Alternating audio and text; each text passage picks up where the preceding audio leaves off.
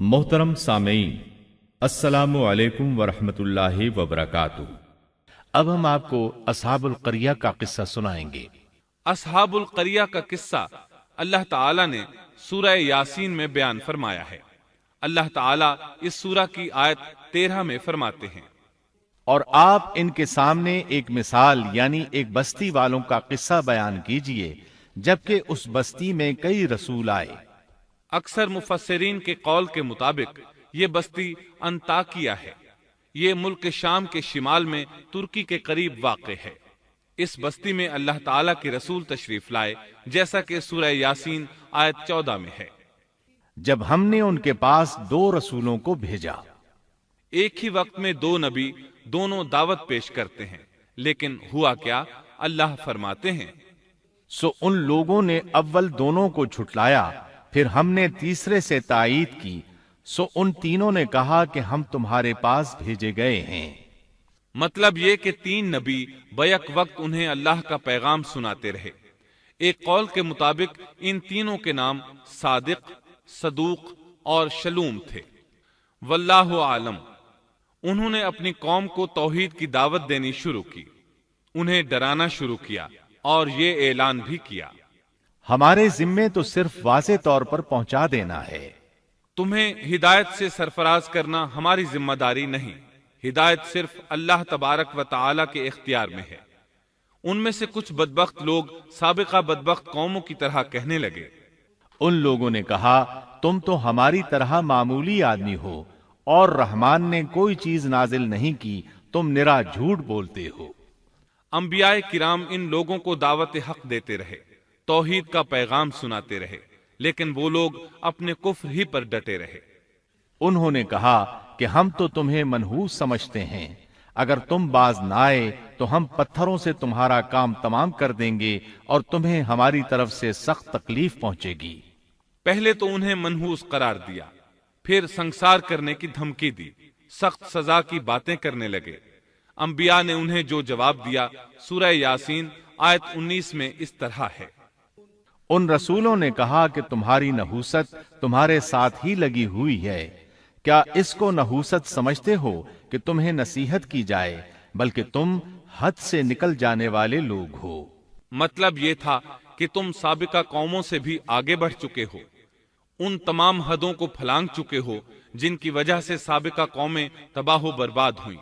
अब तुमने उस आखिरी हद को छू लिया है जिस पर अजाब आ जाया करता है। अब भी वक्त है, हमारी बात मान लो। ये बहस हो रही थी कि एक आदमी वहां आ पहुंचा। उसने खतरा महसूस कर लिया था, जान चुका था कि ये कौम भी साबिका कौमों की तरह हुदूद को फलांग चुकी है। उसे अजाब आता महसूस हो रहा था। अक्सर मुअर्रिखीन का कहना है कि वो शख्स हबीब नज्जार था। सूरह यासीन आयत 20 में है, और एक शख्स उस शहर के आखिरी हिस्से से दौड़ता हुआ आया। वो शहर के दूर किनारे पर कारोबार करता था।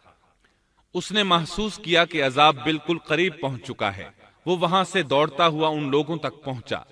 सूरह यासीन आयत 20 और 21 में अल्लाह ताला फरमाते हैं, और एक शख्स उस शहर के आखिरी हिस्से से दौड़ता हुआ आया और कहने लगा, ऐ मेरी कौम, इन रसूलों की राह पर चलो, ऐसे लोगों की राह पर जो तुमसे कोई मुआवजा नहीं मांगते और वो राह रास्त पर हैं।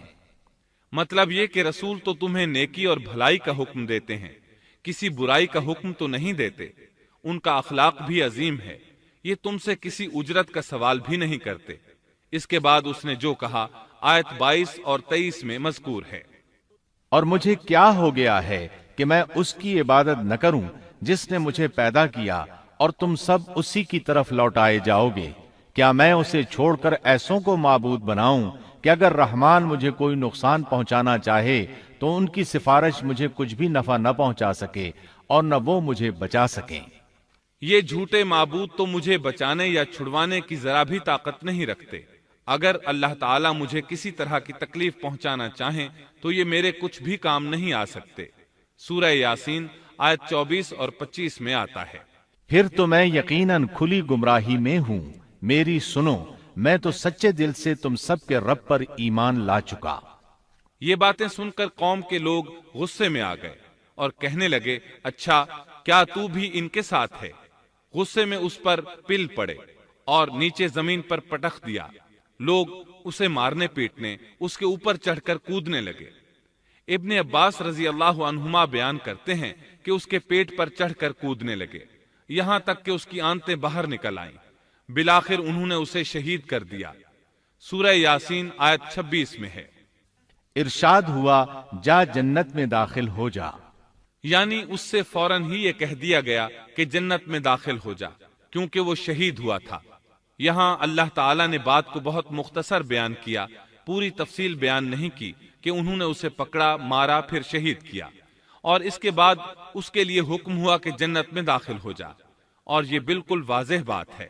وہ فوراً جنت میں داخل ہو گیا، اور جو ہی وہ جنت میں داخل ہوا کہنے لگا کاش میری قوم کو بھی علم ہو جاتا کہ میرے پروردگار نے مجھے بخش دیا اور مجھے عزت داروں میں شامل کر دیا۔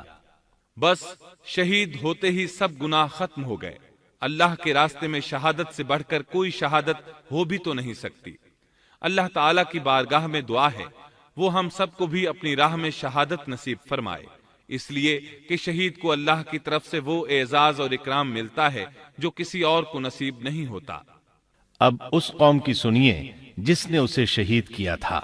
اللہ تعالیٰ سورہ یاسین آیت 28 اور 29 میں فرماتے ہیں، اس کے بعد ہم نے اس کی قوم پر آسمان سے کوئی لشکر نہیں اتارا اور نہ اس طرح ہم اتارا کرتے ہیں، وہ تو صرف ایک زور کی چیخ تھی کہ یکایک وہ سب بجھ بجھا گئے۔ اس موقع پر جبریل علیہ السلام اکیلے ہی آئے تھے اور انہوں نے ایک چیخ ماری تھی اور بس وہ سب کے سب اسی دم بجھ گئے، مر گئے۔ اللہ تعالیٰ آیت 30 میں فرماتے ہیں، ایسے بندوں پر افسوس، کبھی بھی کوئی رسول ان کے پاس نہیں آیا جس کی ہنسی انہوں نے نہ اڑائی ہو۔ یہ جبریل امین علیہ السلام کون ہیں، کیا ہیں؟ اللہ کی مخلوق میں سے ایک مخلوق ہیں۔ ان کی صرف ایک چیخ سے وہ سب وہیں ڈھیر ہو گئے، ایسے بن گئے جیسے آگ کے انگارے بجھے ہوئے ہوتے ہیں۔ سبحان اللہ، پاک ہے وہ ذات جو زبردست قوتوں والی ہے اور جس نے جبریل علیہ السلام کو پیدا فرمایا ہے۔ اور جب جبریل مخلوق ہے اور مخلوق کی یہ طاقت ہے تو اس خالق و مالک کی طاقت کا اندازہ بھلا کون لگا سکتا ہے؟ اس کی طاقت کی کیا کوئی حد ہو سکتی ہے؟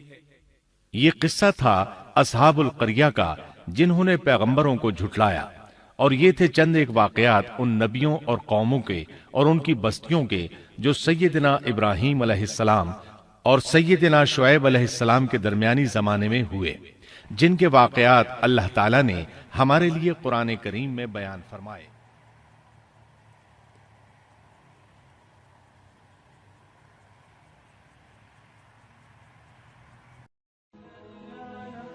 Thanks for watching. Don't forget to like, comment, share and subscribe to